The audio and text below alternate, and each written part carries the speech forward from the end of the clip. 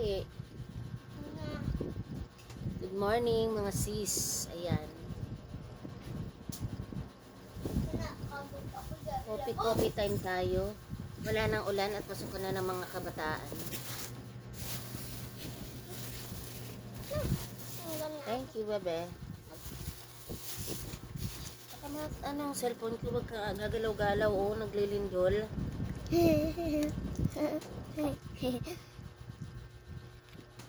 Ang ngipin ko kasi dilaw. Kumain ka na. Pasok ka na ng kabataan mga sis. Ayan, maiba ko lang. Yeah, thank you very much. Kami ay nakatanggap. Ako ay isa. Isa ako sis sa mga pinalad at nakatanggap ng 2K ayuda. Mga beshi, may baby na si mama. Ikaw ang baby ko. Wala. Hala, meron. Meron siya mo eh. Ako ay nakatanggap nga. Thank you Lord. At ayan, totoo lang ay napakalaking tulong sa mga kagaya naming gipit sa buhay. Napakalaking tulong. Yung 2K ayuda sana ay hanggang December siya, guys. Ayun nga, hindi siya nag-email sa akin dahil meron niya kaming nagtawag dito. Meron kaming account ATM.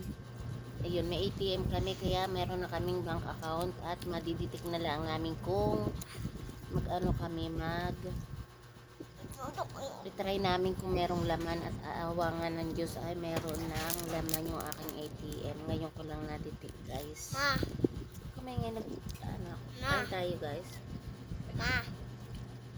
Dati ba, yung wala pa kami ni Kuya Aaron at Kuya Tita, tsaka ako, pinangako ni Papa, magkaroon ng 2 lalaki tapos 1 babae. Sarap niyo. Ay, masal namin, guys, ay palabok. Share kami ni Jade. Imang kapanto sa Jade. Gusto ko pawawang. Ayun nga. Siya ay napakalaking tulong sa amin, guys.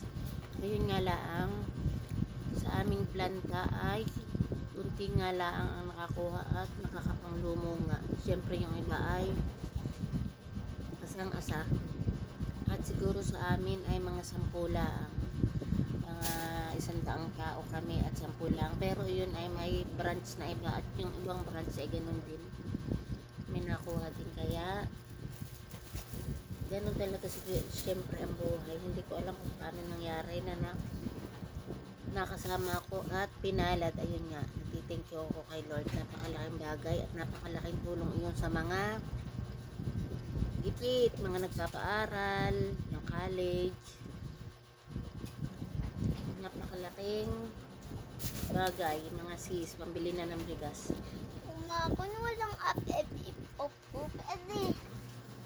Ano to? Paano mo nababasa to? Kung may F. Ito. Ayun lang mga sis. At ako nga ngayon ay ready na ng aking mga labahin. Kaya sa mga hindi na nakatanggap ay wala tayong magagawa. Siguro ay ganun lang talaga ang buhay. Kaya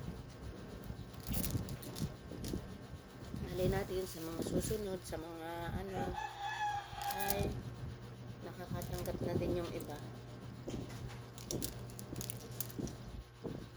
At ayun, nagtithank you ako sa Lord. Nagtithank you ako kay Lord una-una. Dahil nga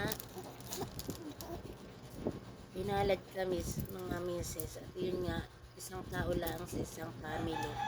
Siguro yung mga iba ay mas maraming kaapelyido kaya hindi na pinalad, baka iniisip nila ay madoble-doble sa bawat family. Ayan nga lang, guys. Thank you very much at nawa ay tayo pagpalain ng Diyos.